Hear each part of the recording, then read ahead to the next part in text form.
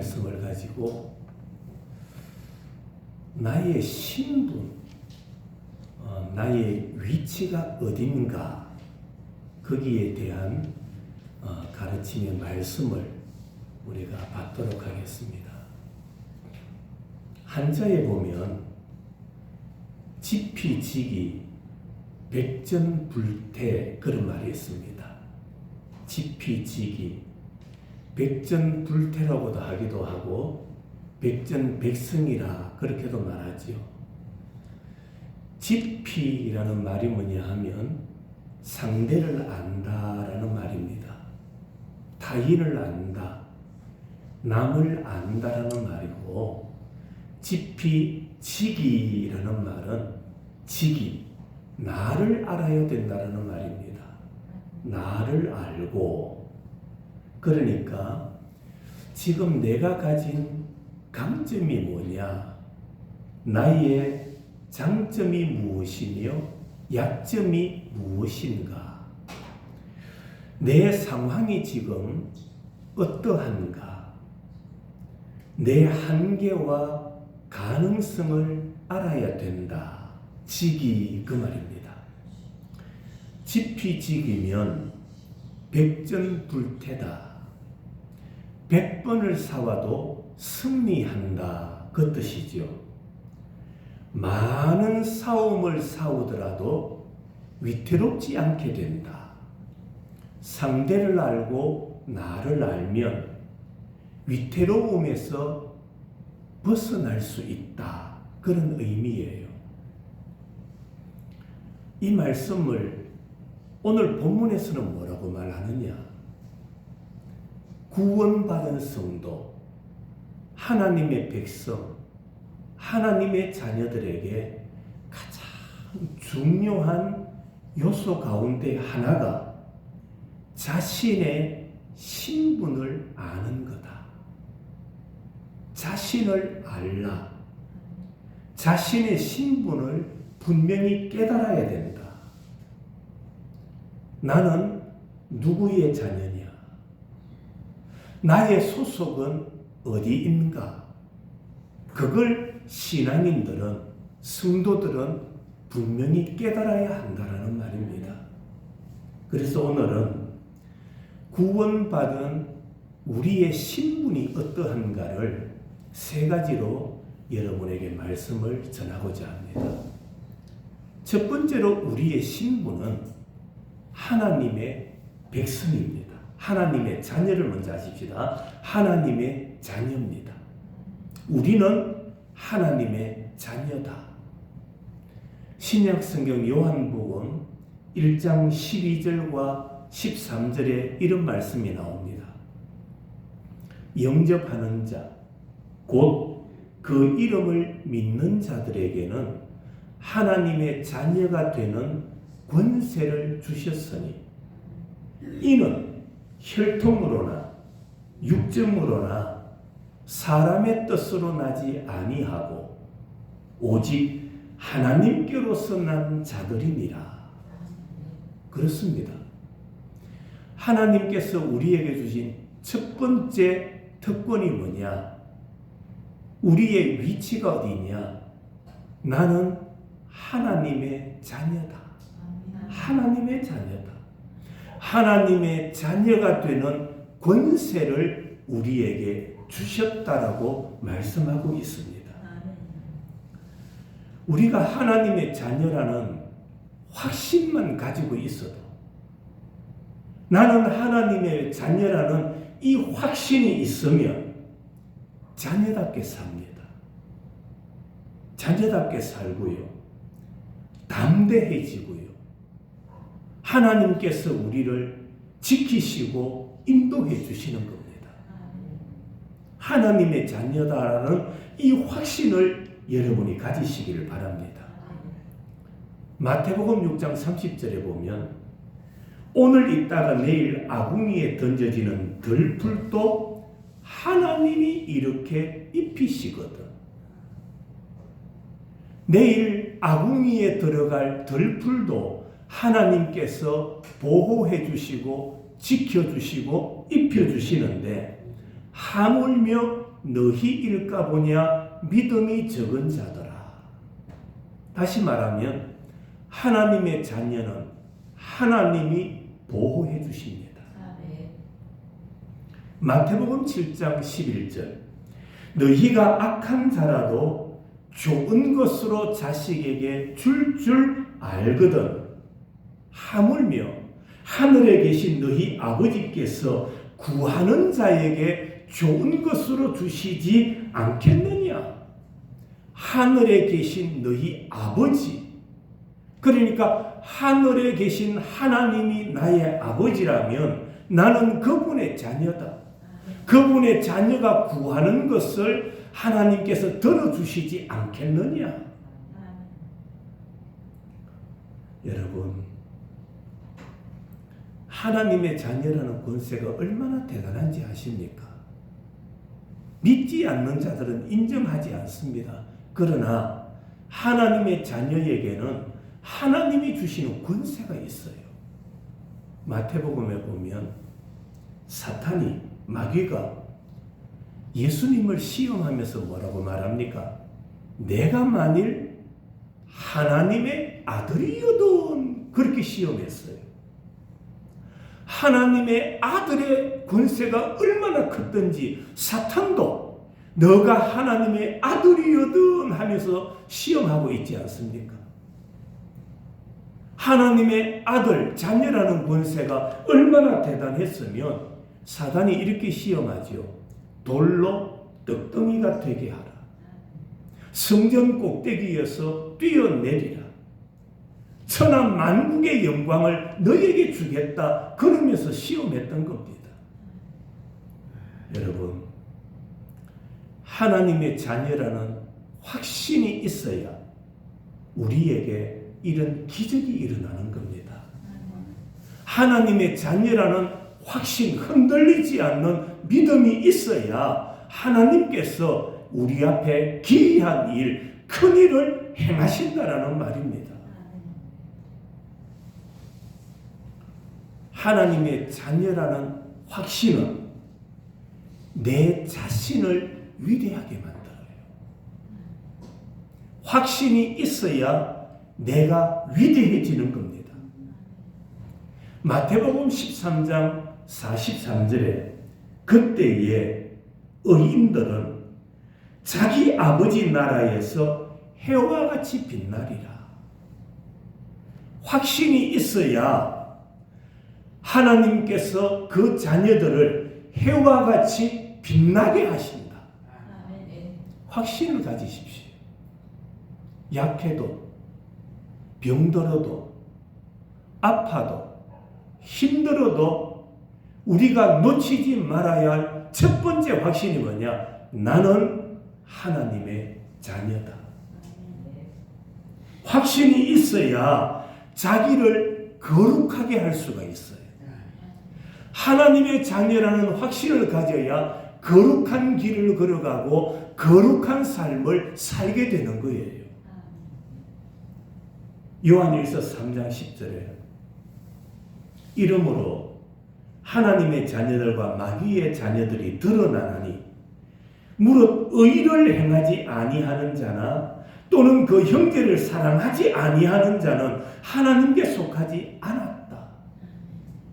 거룩한 삶이 뭡니까? 하나님의 자녀다운 삶이 뭡니까? 그것은 의를 행하는 것이며 형제를 사랑하는 거다. 의를 행하며 형제를 사랑하는 삶이 거룩한 삶이다. 의를 행하지 않고 형제를 사랑하지 않는 것은 거룩한 길을 떠났고 하나님의 자녀의 길을 벗어난 것이다라고 말씀하고 있는 겁니다. 그래서 우리는 의를 행하기 위하여 발버둥 쳐야 되고 형제를 사랑하며 사는 것이 하나님 자녀의 도리라는 것을 우리는 생각하고 기억하고 살아야 한다는 말입니다. 또 하나, 하나님의 자녀라는 확신이 있어야 우리가 믿음의 기도, 응답받는 기도를 드릴 수가 있어요. 여러분, 이웃집 아이는 돈을 달라고 할 때, 빌리려고 할 때에 좀 주저주저합니다.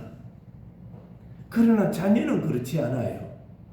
아빠, 내 돈 필요해요.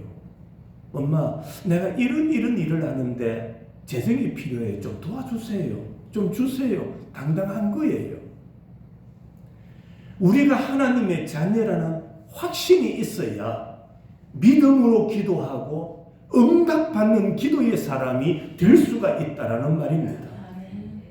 조금 전에 말씀드렸던 것처럼 마태복음 6장 20절 말씀, 30절 말씀, 오늘 있다가 내일 아궁이에 던져지는 들풀도 하나님이 이렇게 입히시거든. 하물며 너희 일까 보냐 믿음이 적은 자들아. 여러분, 풀 한 포기도 아끼고 보살피시고 먹이시는 하나님. 그러면 그의 자녀를, 그의 자녀의 부르짖음을 하나님이 들으시지 않겠느냐? 응답하시지 않겠느냐? 오늘 주시는 첫 번째 가르침, 나는 하나님의 자녀다. 이 확신을 놓치지 않는 여러분들 되시기 바랍니다. 성도가 가져야 될 두 번째 확신, 그것은 바로 나는 하나님의 백성이다. 하나님의 백성. 하나님의 백성입니다, 우리는. 자, 오늘 읽었던 9절 말씀 보십시오. 9절을 가지고 제가 쭉 설명해 나갑니다. 그러나, 자, 9절을 우리 같이 한번 읽으십시다. 시작. 그러나 너희는 택하신 족속이요, 왕같은 제사장들이요, 거룩한 나라요, 그의 소유가 된 백성이니 이는 너희를 어두운 데서 불러내어 그의 기이한 빛에 들어가게 하신 이의 아름다운 덕을 선포하게 하려 하심이라. 자, 여기 보면은 하나님 자녀에게 주어지는 특권 4가지가 먼저 소개됩니다. 하나님 자녀에게 주어지는 특권. 그 첫 번째가 뭐냐? 너희는 택하신 족속이다. 택하신 족속. 이 택하신 족속, 이 말은 구약의 이사야서 43장 20절을 인용한 말씀이에요. 택하신 족속. 이 족속이라는 단어의 의미는 가족, 혈통, 출생, 후손, 그런 뜻을 가지고 있습니다. 여러분, 유대인들은 아브라함의 육신적 혈통으로 하나님의 택하신 백성이 되었다라는 것을 자랑했던 거예요. 하지만 진정한 택함을 받은 족속은 혈통이나 민족의 차별 없이 예수 그리스도 안에서 그리스도와 연합을 통하여 영적으로 새롭게 된 영적 이스라엘, 그들이 바로 택함받은 족속이다. 따라서 오늘 본문은 예수 그리스도의 피로 맺은 영적 이스라엘을 의미하고 있는 겁니다. 그러니까 쉽게 표현하면 이렇습니다. 택하신 족속, 이 말의 의미가 뭐냐 하면은 너희는 절대로 버림받지 않는다. 망하지 않는다. 하나님의 구원은 취소되지 않는다. 택하신 족속. 하나님이 우리를 택하셨기 때문에 우리를 버리지 아니하신다. 우리는 망하지 않는다. 여러분, 찬송가 가사에도 나와요. 내가 하나님을 선택한 것 같죠? 내가 하나님을 선택한 게 아니에요. 하나님이 나를 선택하여 택한 자녀가 되게 해주신 거예요. 그래서 찬송가에도 보면 주 예수 내가 알기 전 날 먼저 뭐 하셨다고요? 사랑했네. 내가 하나님을 알기 전에 하나님이 나를 사랑하시고 나를 택하여 주셨다라는 말입니다. 우리는 택함받은 족속이에요. 택함받은 하나님의 자녀라는 사실을 잊지 말아야 됩니다. 두 번째로는 우리에게 주신 특권, 두 번째가 뭡니까? 왕같은 제사장이다. 왕같은 제사장. 이 말은 구약 출애굽기 19장 6절을 인용한 말씀인데 왕같이 높은 특권과 명예를 지녔다. 고귀하다. 영예롭다. 그런 뜻을 가지고 있습니다. 무슨 말입니까?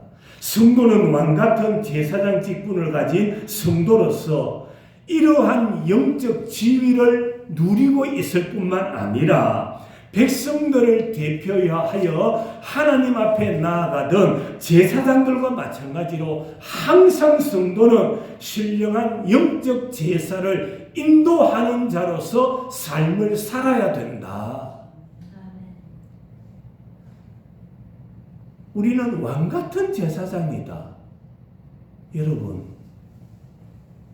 성도는 주일날 교회에 와서 한번 예배를 드림으로 예배가 끝나면 안 돼요. 성도의 삶은 매일매일이 예배가 되어야 돼요. 하나님 앞에서의 삶을 살아가야 한다는 말입니다. 그래서 우리는 타인을 위해서 기도해 줘야 되고 복을 빌어주고 나누어주고 도와주고 베풀어주고 밀어주는 사람이 되어야 한다는 말입니다. 그것이 바로 왕같은 제사장의 삶인 거예요. 나는 교회에 가서 1시간 예배 드리고 왔으니까 이제부터는 내 마음대로다. 내 생각대로다. 내 계획대로 살면 된다. 그게 왕같은 제사장이 아니에요. 왕같은 제사장은 일하면서도 사람과의 대화 속에서도 여러분의 일상생활 속에서 가정에서도 여러분의 숨쉬는 순간순간마다 여러분은 왕같은 제사장의 삶을 살아가야 되는 겁니다. 왜? 하나님이 우리로 하여금 그런 삶을 살라고 택해 주셨기 때문입니다. 세 번째가 뭡니까? 거룩한 나라라고 했습니다. 거룩한 나라. 출애굽기 19장 6절을 인용한 말씀인데 여기 거룩한 나라, 거룩하다라는 말의 의미가 뭐냐 하면은 아주 특별히 구별된 사람, 구별된 사물, 그 뜻이에요. 거룩한 이 말은 구별되었다라는 말입니다. 여러분, 성도는 이스라엘 백성이 구별되고 정결한 백성으로 살아가야 했던 것과 마찬가지로 성도의 하루하루의 삶은 거룩한 삶이 되어야 돼요. 예, 거룩한 삶이어야 돼요. 막 욕하고 싸우고 세상 사람들과 별반 다를 바 없이 살다가 그냥 교회에 와서 1시간 예배 드린다고 여러분이 거룩한 백성이 되는 게 아니에요. 거룩한 백성은, 거룩한 나라는 여러분의 삶 가운데서 나타나야 되고 드러내어야 되는 거예요. 우리가 거룩한 나라 백성이 되었으니 거룩한 나라에 들어가게 되는 겁니다. 하나님 나라, 거룩한 나라 백성이 되었으니 우리가 천국에 들어가게 되는 거예요. 또 하나의 특권이 뭡니까? 그의 소유된 백성이다 라고 말합니다. 9절에서 그의 소유된 백성. 이 말씀은 출애굽기 19장 5절, 이사야서 43장 21절, 말라기 3장 17절에서 유사한 표현을 사용하고 있는데, 여기 소유다라는 말은 여러분들, 우리가 아무 것이나 내 소유다라고 말하지 않습니다. 내 거다, 내 소유다라고 말할 수 있는 게 뭐냐? 내 소유가 되려면 내가 내 소유로 삼기 위하여 뭘 해야 됩니까? 대가를 지불해야 되는 거예요. 내가 대가를 지불하고 난 다음에 저것은 내 것이다 라고 말할 수가 있다라는 말입니다. 물 한 병도 마찬가지예요. 그냥 가게에 있는 물을 저건 내 것이다 라고 말할 수가 없어요. 이게 내 소유가 되려면 물값을 뭐 해야 됩니까? 지불해야 되는 거예요. 마찬가지로 성경에서 우리를 나의 소유다, 나의 소유된 백성이다라고 말씀하시는 이유가 뭐냐?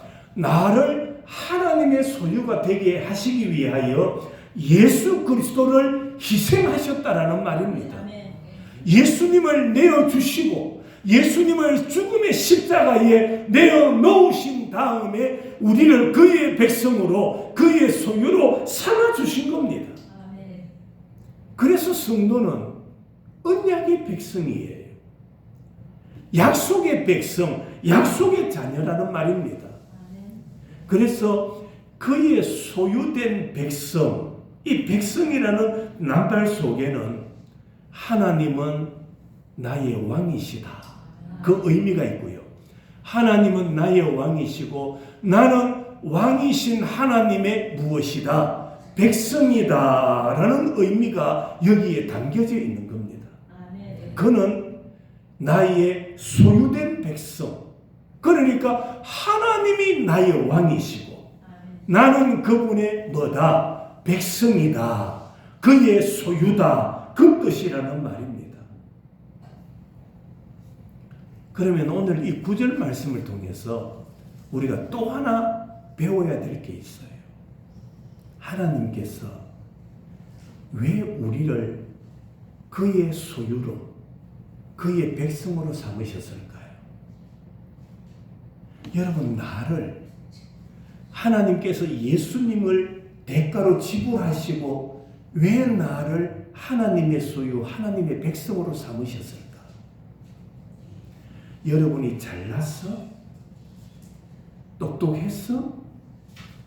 훌륭했어? 아니에요. 오늘 본문 9절 뒷부분에서 거기에 대한 해답이 두 가지로 나와요. 자, 9절을 봅니다. 다시 중간 부분 봅니다. 이는 너희를 어두운 데서 불러내어, 그 다음 뭐라고 말합니까? 그의 기이한 빛에 들어가게 하셨다. 우리를 그의 소유로 삼으신 이유가 뭐냐 하면은 그의 기이한 빛에 들어가도록. 여기서 말하는 기이한 빛이 뭡니까? 기이한 빛, 복음입니다. 복음. 주님을 말하죠. 복음이 주님입니다. 예수님입니다. 여러분, 주님은 정말로 기이한 빛이 되십니다. 우리가 아무것도 한 것이 없어요. 아무것도 한 것이 없어요. 그럼에도 나를 구원하러 오신 예수님을 믿기만 하면 천국에 들어가게 된다라는 이 소식이야말로 기이한 거예요. 사람의 생각과 지식으로는 이해가 안 되는 거예요. 예수를 믿는데 천국에 들어가는 거예요. 이러한 기이한 빛을 들으라고 기이한 빛의 복음을 우리에게 주셨다고요. 왜? 이러한 복음을 들으라고 우리를 선택해 주신 거예요. 하나님의 자녀로 삼아 주셨다는 말입니다. 또 하나가 더 나오죠. 그의 기이한 빛에 들어가게 하신 이에 아름다운 덕을 뭐하게 한다? 선포하게 하려 하심이라. 아름다운 덕. 복음은 아름다운 덕이에요. 주님의 아름다운 소식을 선포하라고 우리를 선택하신 거예요. 그의 소유, 그의 백성으로 삼아주신 겁니다. 여러분, 우리는 복음의 선전 요원입니다. 복음의 선전 요원. 복음의 선전 요원에게 가장 중요한 덕목이 있어요. 여러분, 내가 선전하는 것을 자체를 봅니다. 내가 선전하는 것을 상대방이 듣고 믿게 하려면 어떠해야 됩니까? 내가 어떠해야 되느냐? 나에게 신용이 있어야 돼요. 맞아요, 아니에요? 내가 하는 말을 상대방이 듣고 믿도록 하려면 나에게 신용이 있어야 돼요.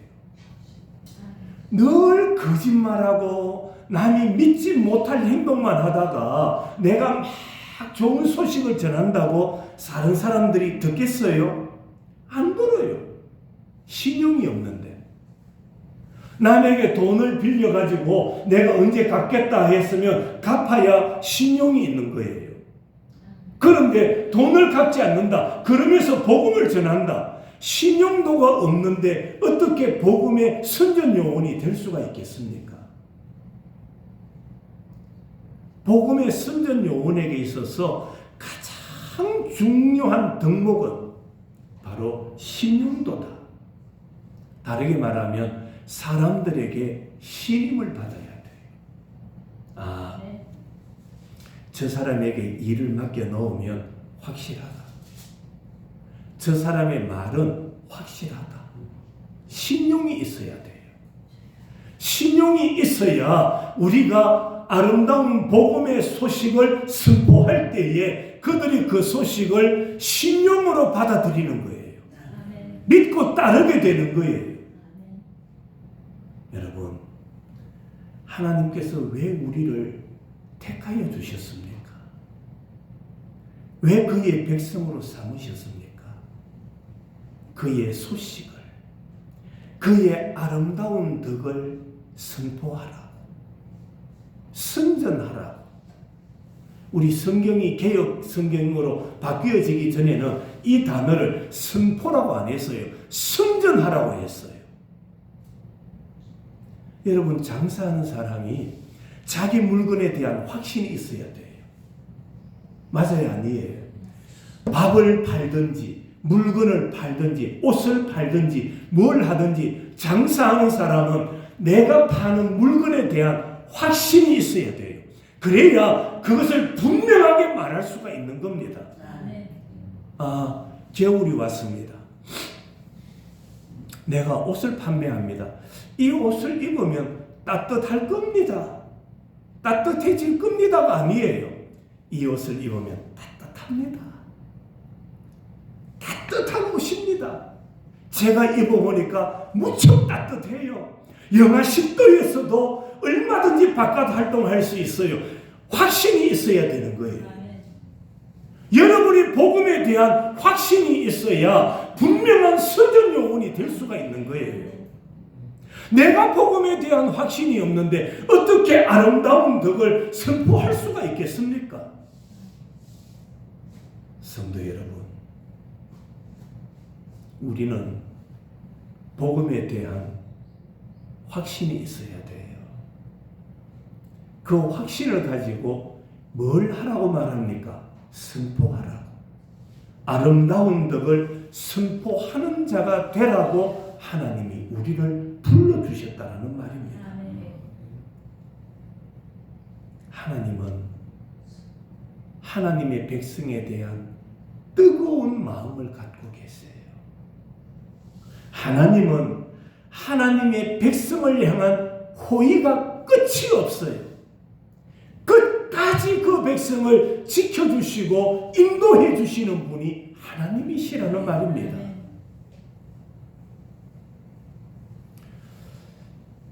여러분, 우리나라가 이렇게 잘 사는 나라가 된 것은 근본적으로는 하나님의 놀라운 복이지요. 하나님의 큰 은혜입니다.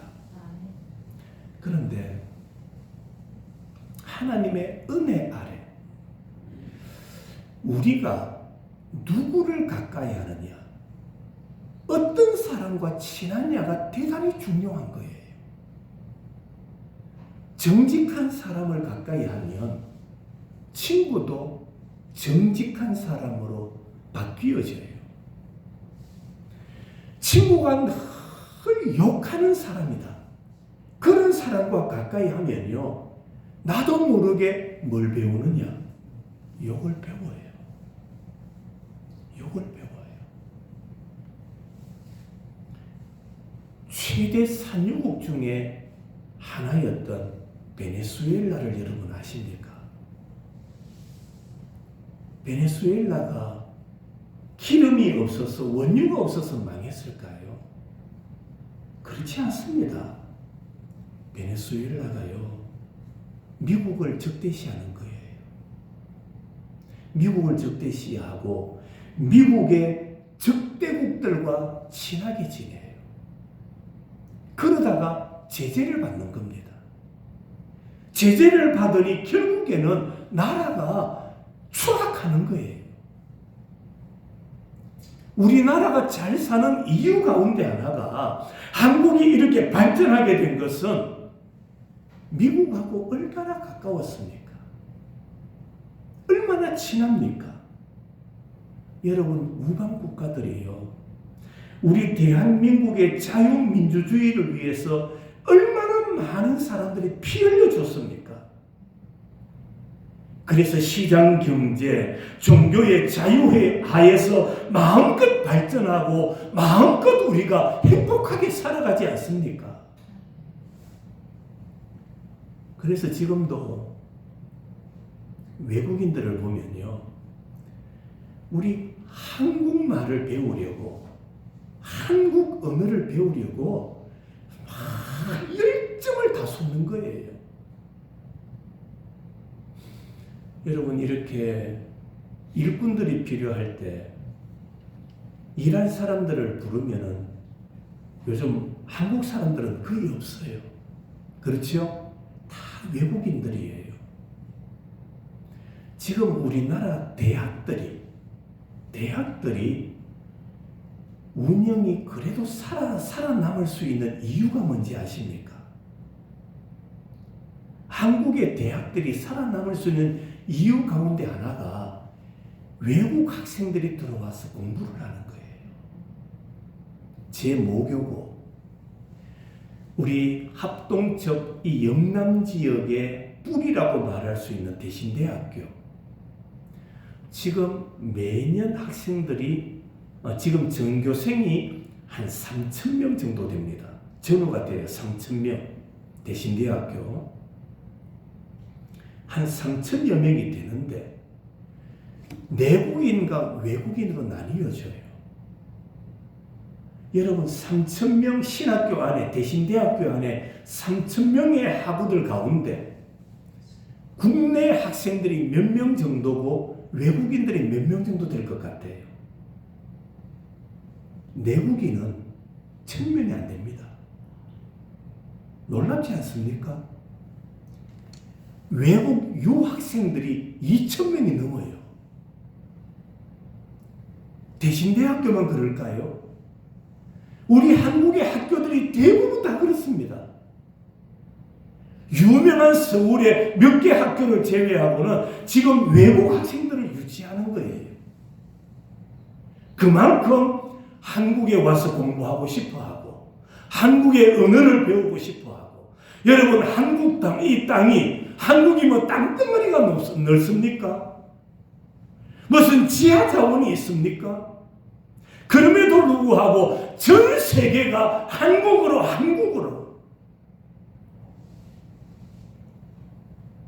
그 이유가 뭡니까? 하나님께서 지금도 이 대한민국을 보호해 주시고 세계 가운데서 중심 자리에 설 수 있도록 지켜주시는 은혜라는 말입니다. 아멘. 자, 어느 한 나라만 가까이 해도 이렇게 국가가 달라지는데 우리가 하나님의 나라 안에서 그 백성으로 살아간다면 얼마나 큰 은혜와 복을 받을 수가 있겠습니까? 그러므로 우리는 하나님의 백성된 도리로서 하나님을 나의 왕으로 삼고 그 말씀의 권위에 순종하고 날마다 하나님을 경배하고 하나님을 높이며 살아갈 수 있기를 바랍니다.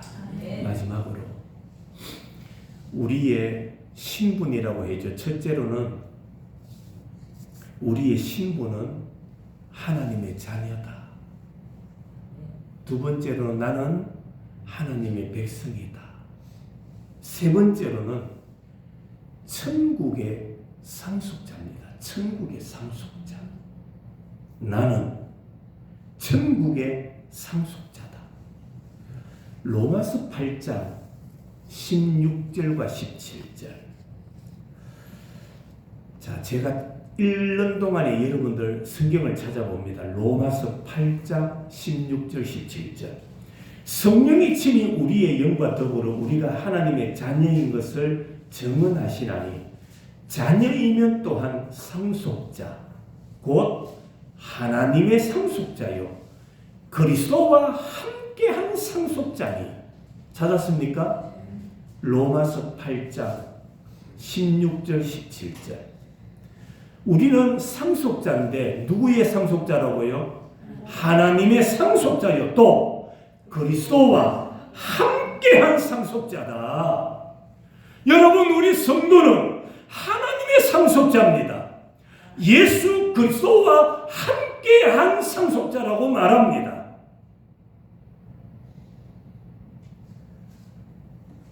우리가 하나님의 상속자니 하나님을 향하여 아빠, 아버지라 그렇게 부를 수 있는 겁니다.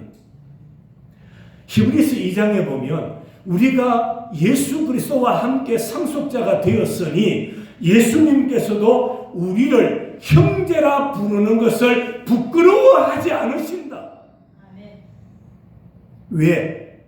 예수 그리스도와 함께한 상속자이기 때문에. 여러분, 여기서 중요한 단어가 그리스도와 함께한 상속자, 그리스도와 함께했다 이 말입니다.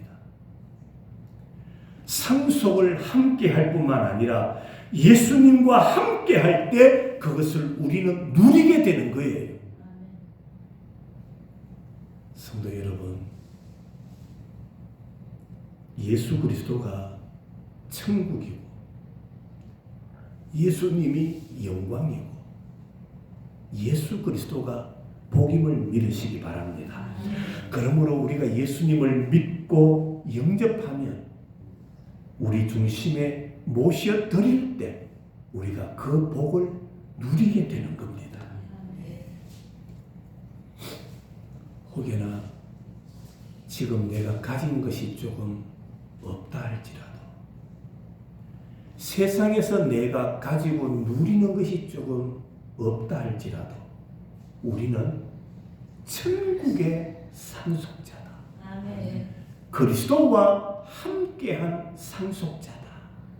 이것을 잊지 말아야 됩니다. 말씀을 마칩니다. 예수 믿는다는 게 뭔지 아세요? 예수 믿는 것, 이것은 엄청난 신분 상승이에요. 신분이 상승하는 거예요. 영원히 죽었던 죄인이 영광스러운 하나님의 자녀가 되고 하나님의 백성이 되고 천국의 상속자가 되니 얼마나 신분이 상승한 것입니까? 나는 하나님의 자녀다. 하나님의 백성이다. 천국의 상속자다. 여러분 마음에 잘 새기셔야 돼요. 아멘. 잘 안 새기면 다음 주일 시험 한번 칠까요? 나는 하나님의 자녀다. 하나님의 백성이다. 나는 천국의 상속자다. 이 확신을 가지고 신분에 합당한 삶을 살아가야 되는 거예요. 아멘.